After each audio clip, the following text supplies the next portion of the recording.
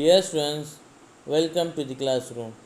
Today we are going to learn our next lesson of information technology, and today's topic is parts of a computer. Dear students, in previous lesson we have learned short introduction of computer, difference between natural or man-made things, and we have learned about machine.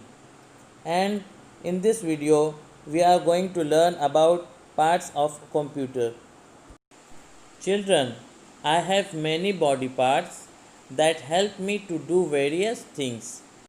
I have four main parts. My first main part is monitor.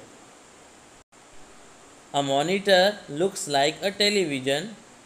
Anything that we draw or type is seen on it. You can also watch videos on the monitor. Monitors are also available as LCD monitors. Nowadays, they have become very popular because of the clear images and their slim shapes. The second main part is keyboard. A keyboard has many small buttons called keys. Keys have numbers, letters, and symbols written on them. Keys are used for typing.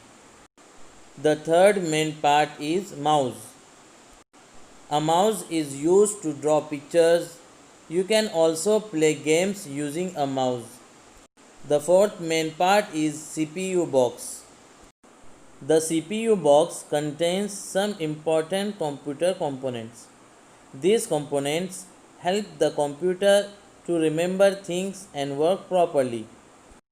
So dear students, in this video we have learned about four main parts of a computer. Number one is monitor, second one is keyboard, third one is mouse, and fourth one is CPU box. So dear students, watch the video carefully and try to understand it.